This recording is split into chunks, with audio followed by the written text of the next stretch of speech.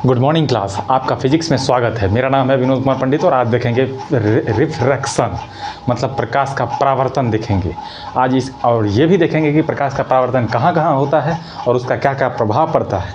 और उसके बाद देखेंगे हम लोग प्रकाश का प्रकीर्णन, उसके बाद देखेंगे हम लोग पूर्ण आंतरिक परावर्तन। तो जुड़े रहिएगा। अपवर्तन के साथ अपवर्तनांक भी देखेंगे, मतलब रिफ्रैक्टिव इंडेक्स भी देखेंगे। और ये 3-4 टॉपिक को देखते हुए हम लोग आगे बढ़ेंगे फिजिक्स में दमदार तरीके से, शॉर्टकट तरीके से, एग्ज़ाम ओरिएंटेड सब चीज़ होगा एक ही क्लास में। आइए शुरू करते हैं फिजिक्स का ये अपवर्तन, प्रकाश का अपवर्तन।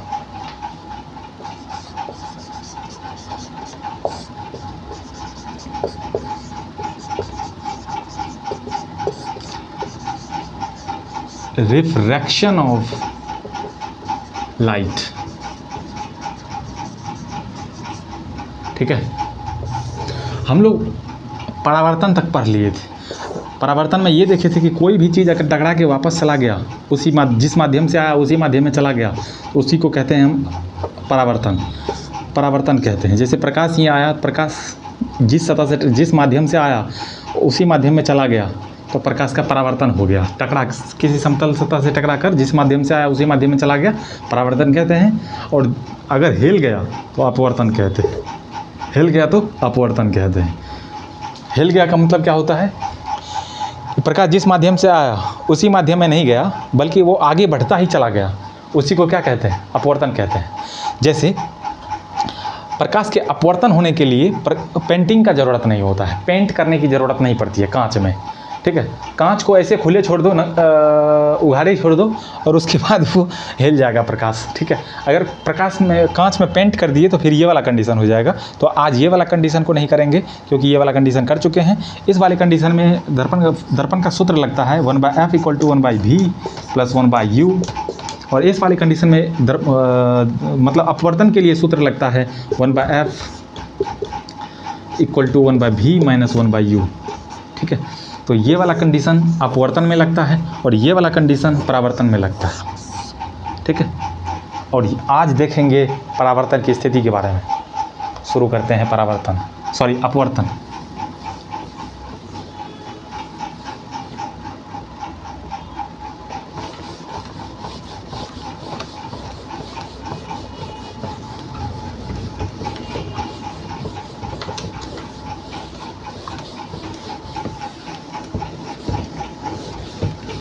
देखिए, अपवर्तन होने के लिए कोई प्रकाश जो है, जैसे मान के चलो ये कोई सतह है और ये डेंसर मीडियम है।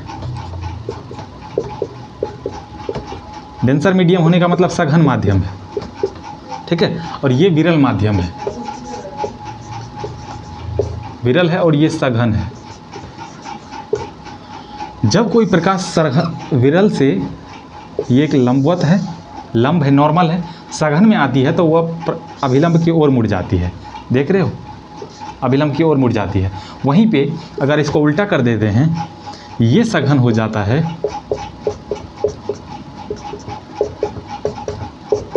और ये विरल हो जाता है। ये सघन है और ये क्या है? विरल है।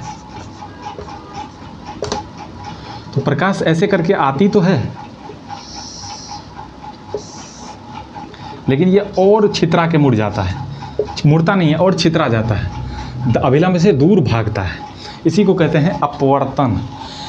अपवर्तन का मतलब ये होता है कि प्रकाश आया, सीधा चलते रह गया, लेकिन उसमें टर्म्स एंड कंडीशन भी होता है कुछ।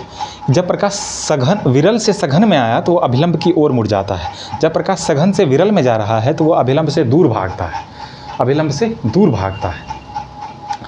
इसका डिफिनीशन भी होता है कि आपतित किरण और आपतन बिंदु और अपवर्तित किरण, आपतित किरण, आपतन बिंदु, अपवर्तित किरण, तीनों एक ही तल पे होते हैं। ये आपतित किरण है, ये अपवर्तन बिंदु है, यहीं से तो प्रकाश का अपवर्तन हुआ है। और यहाँ से अपवर्तित किरण, तीनों एक ही तल पे होते हैं। ये इसका, जैसे परावर्तन में हम पढ़े थे वैसे अपवर्तन में भी है। स्नेल के नियम से अपवर्तन का सूत्र होता है आपतन कोण की ज्या परावर्तन कोण की ज्या के अनुपात को हम क्या कहते हैं? अपवर्तन कहते हैं। Mu = sin I / sin R। ये भी अपवर्तन का ही फॉर्मूला है स्नेल के अनुसार, ठीक है। इस पर काफ़ी सारे नॉमिकल बनते हैं। साइन आर दे देगा, साइन आई दे देगा, म्यू पूछ लेगा, म्यू दे देगा, साइन आई दे देगा, साइन आई दे देगा, म्यू आर पूछ लेगा। तो इस तरह से चलता रहता है। हम लोग यहाँ नॉमिकल नहीं बनाने वाले हैं, हम लोग सिर्फ थ्योरी देखेंगे। अगर नॉमिकल भी बनाना होगा तो आप लोग कमेंट करिएगा और नॉमिकल भी बनाया जाएगा, ठीक है। इसके लिए सुनिश्चित रहो।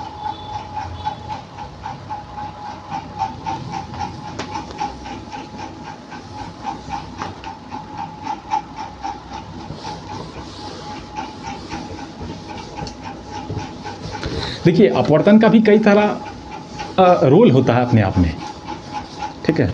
अभी बताने वाले हैं वो रोल।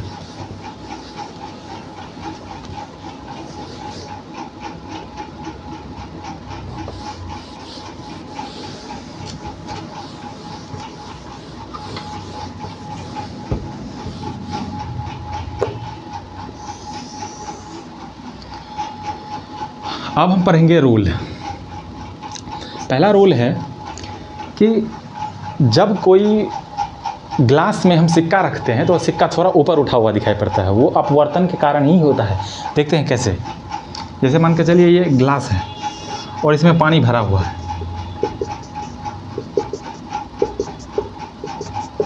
और यहाँ पे एक सिक्का रखा हुआ है और ये यहाँ दिख रहा है। कैसे दिख रहा है? हमारा आँख यहाँ पे, देखो भैया आँख कितना बढ़िया बना दिए हम। ओहो क्या बात है। बढ़ता ही जा रहा है इसका डिजाइन तो। क्या कटीली आँख है भाई, है जी। देखो आप लोग ये जानते होंगे कि प्रकाश जब अभी बताए थे सघन से विरल में जाती है, सघन से विरल में जाती है तो अभिलंब से दूर भागने की कोशिश करती है, अभिलंब से दूर भागने की कोशिश करती है। जब प्रकाश यहाँ से ऐसे करके निकलने की कोशिश करती है तो प्रकाश ऐसे करके भागती है। अभिलंब, ये अभिलंब हो गया, अभिलंब से दूर भाग गई, ठीक है। अब यही दूर भागा हुआ प्रकाश क्या करता है? बैक होता है, आभासी रूप से बैक होता है और जहाँ से आभासी रूप में बैक होता है वहीं पे सिक्का दिखने लगता है, ऊपर उठा हुआ दिखने लगता है। देखो फिर से समझो। जैसे ही प्रकाश सघन से विरल में जाएगी वो अभिलंब से दूर भागने की कोशिश करेगी। दूर भागने के क्रम में जब हमारे आंख पर प्रकाश पड़ता है तो वो प्रकाश वर्चुअली पीछे जाता है। वर्चुअली जब जहाँ पे पीछे जाता है सिक्का के ही सामने जस्ट वो ऊपर उठा हुआ दिखाई पड़ता है, सिक्का के सामने ऊपर उठा हुआ दिखाई पड़ता है। देख लो वह, इसीलिए हम कहते हैं कि ग्लास में पानी भरा हुआ सिक्का, मतलब ग्लास में जब पानी भरा रहता है उसमें डूबा हुआ सिक्का थोड़ा सा ऊपर उठाई दिखाई पड़ता है। क्यों? अपवर्तन के कारण। यहाँ अपवर्तन ही हो रहा है। देख लो एक माध्यम से दूसरे माध्यम में प्रकाश जा रहा है कि नहीं जा रहा है। अपवर्तन का एक ही कंडीशन है, प्रकाश एक माध्यम से दूसरे माध्यम में चल जाना चाहिए। उसके बाद तो अंदर का कंडीशन बाद में देखते हैं, पहले जाना तो चाहिए, अगर लौट गया तो परावर्तन हो जाएगा। एक कंडीशन तो ये देख लीजिए कि ग्लास में सिक्का ऊपर उठा हुआ दिखाई पड़ता है। अब ये भी देखेंगे कि पानी भरा हुआ ग्लास या स्विमिंग पूल का जो तल है वो थोड़ा ऊपर उठाई क्यों दिखाई पड़ता है?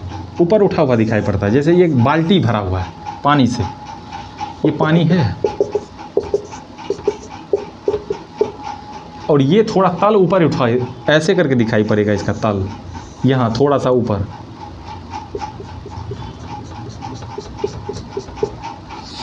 क्यों दिखाई पड़ रहा है ये? वही कंडीशन, जब प्रकाश यहाँ से जाता है तो मुड़ जाता है। इसी को जब पीछे बढ़ाइएगा आभासी रूप से तो प्रकाश का जो प्रतिबिंब है वो थोड़ा ऊपर बनने लगता है, ठीक है, ऊपर बनने लगता है।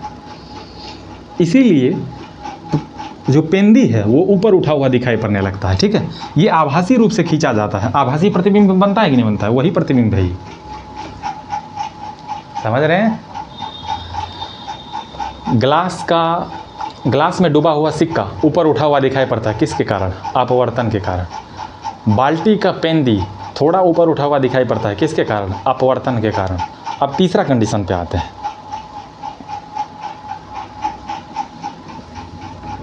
कागज पे लिखा हुआ अक्षर को अगर हम कोई कांच रख देते हैं तो उस पर, एक तो यहाँ पे है, अरे ग्लास में डूबा हुआ सिक्का,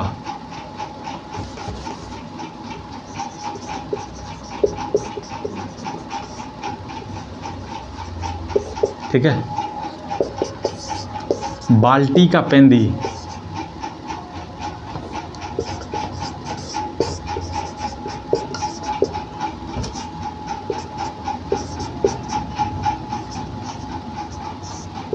बाल्टी का पेंदी। अब क्या है कि अक्षर का बड़ा दिखना,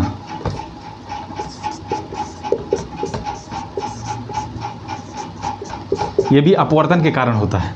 जब कोई किताब है, ठीक है, उस पर एक कांच रख दोगे तो देखना कि अक्षर बड़ा बड़ा दिखने लगता है, वो भी अपवर्तन के कारण होता है। क्योंकि अपवर्तन के कारण इसलिए होता है क्योंकि प्रकाश जो क्या करता है, सघन से विरल में जाता है और प्रकाश थोड़ा वहाँ पे बड़ा दिखने, अक्षर बड़ा दिखने लगता है। जैसे सघन से बड़ा विरल में जाता है तो वहाँ पे कांच क्या करता है कि उसको मैग्नीफाइंग कर देता है, उसको अपवर्तन के कारण होता है। पानी में डूबा हुआ नींबू बड़ा दिखने लगता है, पानी में डूबा नींबू बड़ा दिखने लगता है, ये भी अपवर्तन के कारण ही होता है। देखो और कंडीशन देख लो, सूर्य अस्त के समय नहीं, तारा का टिमटिमाना पहले देख लेते हैं। तारा का टिमटिमाना, ये भी अपवर्तन के कारण ही होता है। सघन विरल आते रहता है, कभी प्रकाश आंख पे पड़ता है, नहीं पड़ता है, वो भी क्या होता है, अपवर्तन के कारण होता है। सूर्य अस्त या उदय के समय 2 मिनट पहले दिख जाना, सूर्य उदय के 2 मिनट पहले ही सूर्य दिख जाता है और सूर्य अस्त के 2 मिनट बाद तक हमें सूर्य दिखता ही रह जाता है। ये किसके कारण, अपवर्तन के कारण। इस कंडीशन को फिगर से समझते हैं।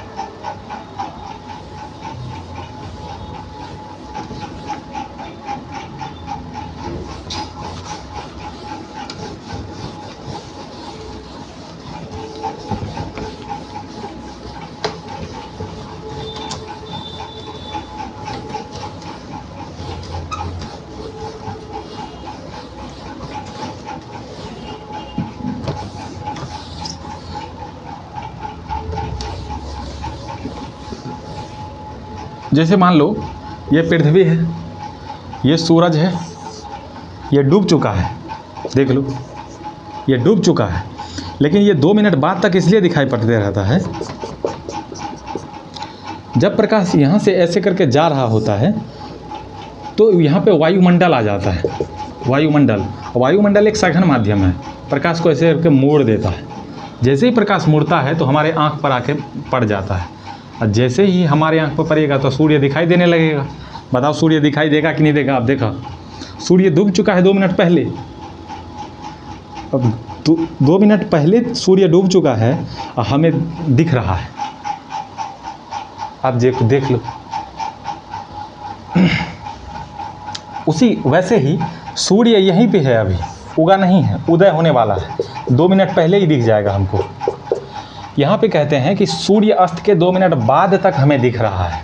सूर्य यहाँ पे उदय होने वाला है, प्रकाश यहाँ से आ रही होगी, प्रकाश यहाँ से वायुमंडल से सघन में जाएगी और यहाँ पे हमारी आँख है ही है, यहाँ पे दिखने लगेगा। देख रहे हो, ये कंडीशन है। ये हमारा पृथ्वी है, ये सन है, और ये भी क्या है। अब समझो फिर से, ये पृथ्वी है, ये इसके ऊपर वायुमंडल है, सूर्य तो बहुत दूर में है, वहाँ पे वायुमंडल तो है भी नहीं। जब निर्वात से प्रकाश चलते हुए आ रहा होता है पृथ्वी की तरफ, तो हमें सूर्य अस्त के 2 मिनट बाद तक दिखते रहता है प्रकाश। क्यों? क्योंकि निर्वात से जब आ रहा होता है तो सघन माध्यम में प्रवेश कर जाता है। सघन माध्यम उस प्रकाश को मोड़ देता है, पृथ्वी की ओर झुका देता है। इसीलिए पृथ्वी पर, हम लोग पृथ्वी पर रहते हैं, पृथ्वी की ओर जब झुका देता है तो हम लोगों को सूर्य दिख जाता है, 2 मिनट तक दिखते रहता है। सूर्य उदय होने से 2 मिनट पहले जब छठ पूजा में देखते हैं कि सूर्य दिखा नहीं कि डाला लेके चल देता है लोग, भैया 2 मिनट वेट कर लेना चाहिए। असली सूरज 2 मिनट के बाद दिखता है, ठीक है, 2 मिनट के बाद दिखता है असली सूरज। वैसे अपना अपना आस्था है, ठीक है, सूर्य दिख जाना चाहिए वर्चुअली या रियली। सूर्य दिखे कि डाला लेके चल दो, फिर तो उसको फिर पूजा करना है, फिर उसको जो पकवान सब होता है उसको खाते हैं, वो तृप्त हो जाते हैं, बड़ा मज़ा आता है फिर तो छठ पूजा में।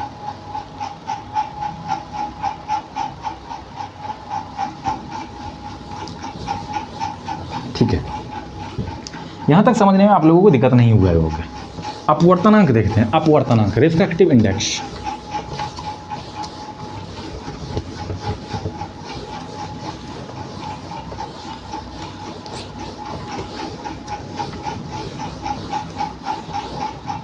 वो रिफ्रैक्टिव इंडेक्स क्या होता है? अपवर्तनांक।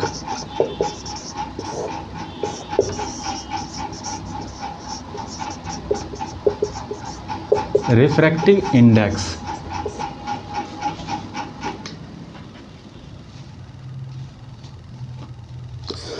ये बताता है कोई माध्यम सघन कितना है, कितना सघन है। जैसे निर्वात, निर्वात का रिफ्रैक्टिव इंडेक्स 1 होता है। जल का वायु का ले लेते हैं, वायु का रिफ्रैक्टिव इंडेक्स 1.0003 होता है। जल का रिफ्रैक्टिव इंडेक्स 1.33 होता है। बर्फ का रिफ्रैक्टिव इंडेक्स 1.33 होता है। हीरा का रिफ्रैक्टिव इंडेक्स 2.242 होता है। यहाँ पे देखो, जितना ये डिजिट बड़ा होगा माध्यम उतना ही डेंस होगा, जितना ये डिजिट बड़ा होगा माध्यम उतना डेंस होगा। इसका वैल्यू 1 होता है। क्यों? रिफ्रैक्टिव इंडेक्स का फॉर्मूला होता है म्यू इक्वल टू C/V। ठीक है, अब ये C है कि निर्वात में प्रकाश की चाल है, और ये V मीडियम में प्रकाश की चाल है। समझ रहे हो? निर्वात में प्रकाश की चाल, माध्यम में प्रकाश की चाल। तो निर्वात में प्रकाश की चाल जितना होता है उतना ही तो निर्वात का निकाल रहे हैं, तो निर्वात में C/C हो जाएगा। ये C/C बराबर 1 ही तो होगा, इसीलिए इतना होता है। वायु में थोड़ा कम होता है प्रकाश की चाल, इसीलिए ये वैल्यू निकल गया। क्योंकि हर में अगर कम होगा तो E बड़ा हो तो होगा ही, पानी में और कम होता है तो ये बड़ा हो गया। हीरा में तो बहुत कम होता है, सबसे कम होता है।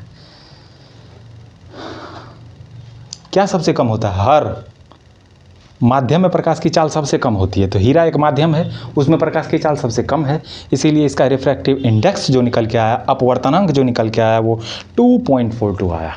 यहाँ तक समझने में किसी को दिक्कत नहीं। ये अपवर्तनांक बताता है कि कोई माध्यम कितना सघन है। सघन जितना होगा, अपवर्तनांक जिसका जितना होगा वो माध्यम उतना ही सघन होगा। अपवर्तनांक जितना कम होगा वो माध्यम उतना ही क्या होगा? विरल होगा।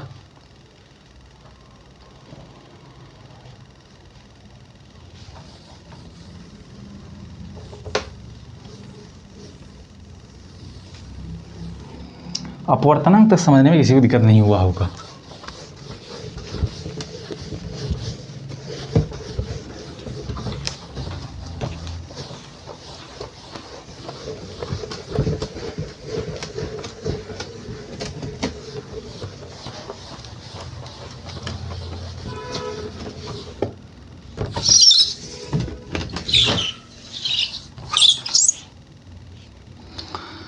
अब देखिए, देखते हैं प्रकीर्णन। प्रकीर्णन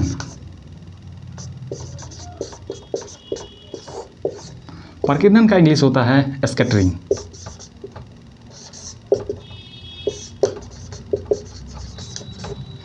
स्कैटरिंग होता है। देखो प्रकीर्णन क्या होता है। जैसे कोई लाइट जब चल के आता है तो किसी माध्यम के कण से टकराकर छितर जाना, उसी को प्रकीर्णन कहते हैं। किसी माध्यम के कण से टकराकर, जैसे प्रकाश जैसे कांच को थकुच दिए हैं, चूड़ दिए हैं। अब उस कांच से जब प्रकाश जाएगी तो प्रकाश छितरा जाएगा। छोटे छोटे कण से टकराकर प्रकाश जो है छितरा, जैसे रूम में रोशनी आता है तो प्रकाश जो है रूम में तो धूप पड़ता नहीं है, तो प्रकाश कैसे आ जाता है? प्रकाश धूल कण से टकराकर फैल जाता है, उसी फैलाव को प्रकीर्णन कहते हैं। रेले एक वैज्ञानिक है, रेले, और ये बताया था कि जिसका वेवलेंथ, जिस प्रकाश का वेवलेंथ जितना कम होगा, जिस प्रकाश का वेवलेंथ जितना कम होगा, उसका प्रकीर्णन उतनी ही ज़्यादा होगी, प्रकीर्णन उतना ही ज़्यादा होगा। जिसका वेवलेंथ मतलब तरंग दैर्घ्य जितना ज़्यादा होगा, उसका प्रकीर्णन उतना ही कम होगा। यहाँ से समझिए, प्रकीर्णन सबसे कम किसका होता है, मतलब वेवलेंथ, ये जो लैम्डा है मतलब तरंग दैर्घ्य, इसका कम होता है, सबसे कम होता है बैंगनी रंग का। तो प्रकीर्णन सबसे ज़्यादा किसका हो जाएगा? बैंगनी रंग का हो जाएगा। समझ गए? और यहाँ से लाल रंग का जो वेवलेंथ होता है लैम्डा, वो सबसे ज़्यादा होता है, इसीलिए इसका प्रकीर्णन सबसे कम होता है। इसीलिए रेलगाड़ी के स्टेशन पर वो या ट्रैफिक लाइट पर रेड लाइट होता है, क्योंकि वो दूरे से दिख जाए, उसका प्रकीर्णन नहीं होता। प्रकीर्णन होता तो छितर जाता है, तो छितर ज़्यादा तो दूर तक नहीं दिख पाता, इसीलिए सीधा जाता है। ये सख्त लौंडा है, चक्कर पकड़ नहीं करता है, ये सीधा अपने रास्ते पर चल जाता है। जिस मिशन के लिए उसको भेजा जाता है उस मिशन को पूरा करके ही लौटता है, और उस मिशन को जब तक पूरा नहीं करता है तब तक ये लौटता नहीं है। इसी को कहते हैं सख्त लौंडा। प्रकीर्णन समझ गए? किसी कण से प्रकाश का टकरा जाना, टकरा कर छितर जाना, वही कहलाता है, वही कहलाता है प्रकीर्णन।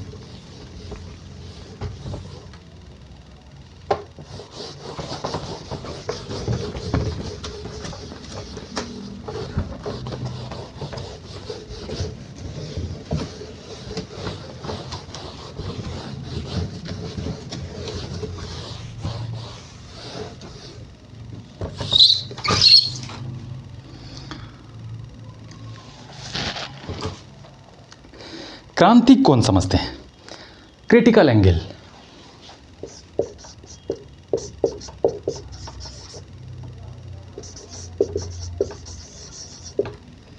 क्रिटिकल एंगल क्या होता है? अभी आप लोग पढ़े हैं कि जब कोई प्रकाश सघन माध्यम से विरल माध्यम में जाता है तो क्या होता है?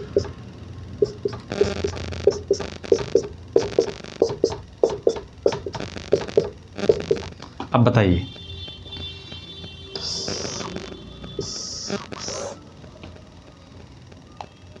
ये है आपतित किरण। क्रिटिकल एंगल का इतना ही कहना है कि आपतित किरण और अपवर्तित किरण के बीच में 90 डिग्री का कोण होना चाहिए। उसी कोण को हम क्या कहते हैं? क्रिटिकल एंगल कहते हैं, मतलब क्रांतिक कोण कहते हैं। आपतित किरण और अपवर्तित किरण के बीच में जितना 90 डिग्री का कोण हो जाए तो उसको कहते हैं हम क्रिटिकल एंगल हो गया वो। ठीक है, देखिए जैसे ही ये प्रकाश आया सीधा ये यहाँ पे आ गया, समझ गए? और इसके बीच का जो एंगल होगा ये 90 डिग्री का होगा, इसको कहते हैं क्रिटिकल एंगल। क्रिटिकल एंगल में एक और शर्त होता है कि जब प्रकाश सघन माध्यम से आती है तो सघन माध्यम के सतह से विरल माध्यम के डायरेक्ट, विरल माध्यम और सघन माध्यम के बीच के सतह से निकल जाता है, वही क्रिटिकल एंगल। उसी आपतित किरण और उसके बीच के कोण को 90 डिग्री होता है और उसी कोण को क्रिटिकल एंगल कहते हैं। इतना में भी किसी को दिक्कत नहीं होना चाहिए। अब पढ़ते हैं पूर्ण आंतरिक परावर्तन। क्रिटिकल एंगल का फॉर्मूला भी होता है कि mu equal to 1/sin c। ठीक है,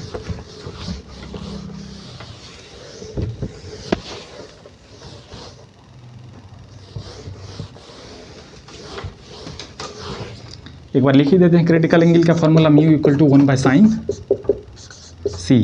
1/sin c जो होता है, यही c किसका वैल्यू था? 90 डिग्री। मतलब क्रिटिकल एंगल 90 डिग्री का ही होता है, लेकिन आपको क्रिटिकल एंगल दे देगा, म्यू बोलेगा निकालने के लिए। तो आपको मान लो साइन कितना, क्रिटिकल एंगल 90 डिग्री है, 90 डिग्री दे दिया और म्यू बोल रहा है निकालने के लिए, तो 90 साइन 90 का वैल्यू कितना होता है? 1। तो म्यू का वैल्यू कितना हो जाएगा? 1 हो जाएगा। कोई दिक्कत? आइए अब पढ़ते हैं पूर्ण आंतरिक परावर्तन, मतलब total internal reflection. Total internal reflection.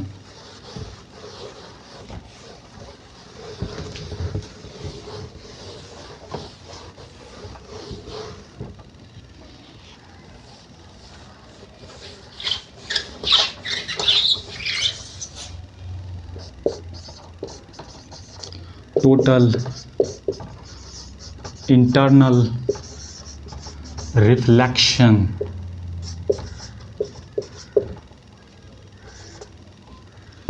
पूर्ण आंतरिक परावर्तन। तो ये पूर्ण आंतरिक परावर्तन ये होता है कि अगर हम क्रिटिकल एंगल का जो आपतन कोण होता है, मतलब क्रिटिकल एंगल से भी ज़्यादा एंगल पर अगर हम प्रकाश को झुका दिए, तब जो प्रकाश निकलेगा वो उसी माध्यम में चला जाएगा जिस माध्यम से आया था। समझिए, मान के चलिए ये एक सतह है और यहाँ पे है विरल और ये है सघन। ठीक है, ये सघन माध्यम है।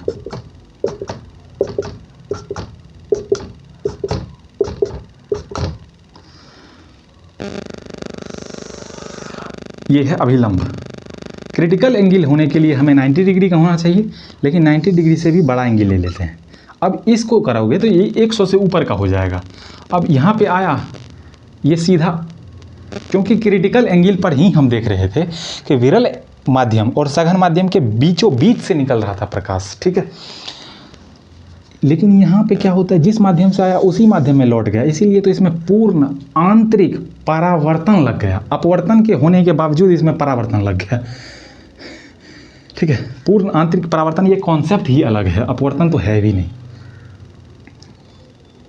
ठीक है, तो इसमें होता ये है कि क्रिटिकल एंगल से ज़्यादा इस कोण को लेते हैं और जैसे ही ये कोण क्रिटिकल एंगल से ज़्यादा होगा, प्रकाश अभिलंब, प्रकाश जो तल पे पड़ेगा उस तल से डायरेक्ट किसको छुएगा, विरल माध्यम को छुएगा और छू के डायरेक्ट उसी माध्यम में लौट जाएगा।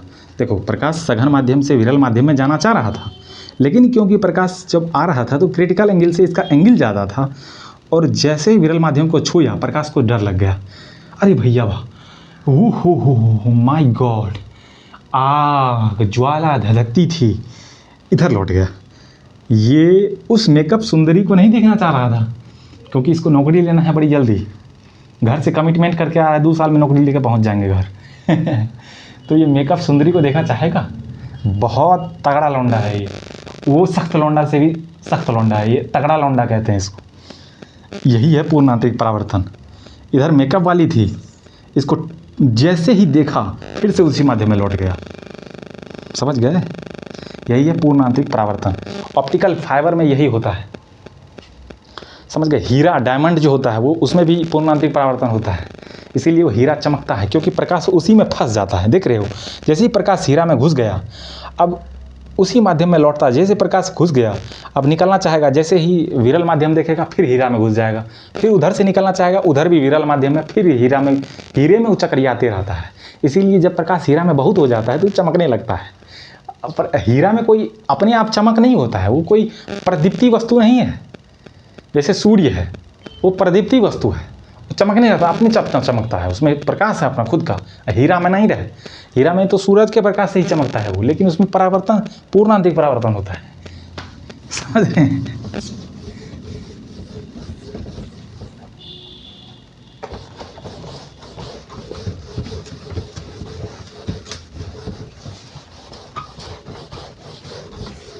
देखिए, ऑप्टिकल फाइबर में कैसे वो चमकता है।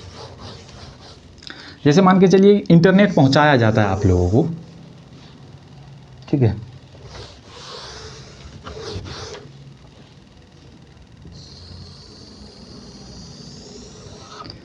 ये है ऑप्टिकल फाइबर का वायर।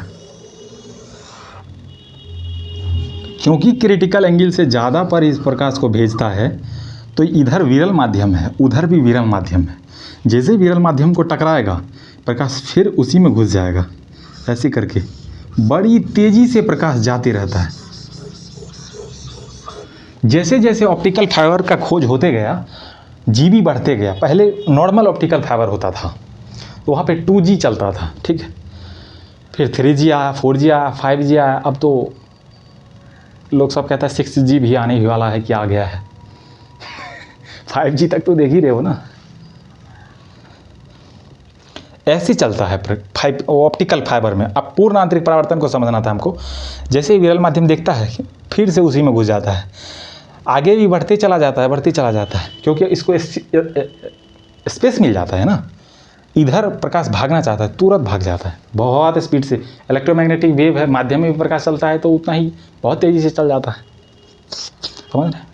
तो आज के लिए इतना ही, तब तक के लिए जय हिंद, धन्यवाद।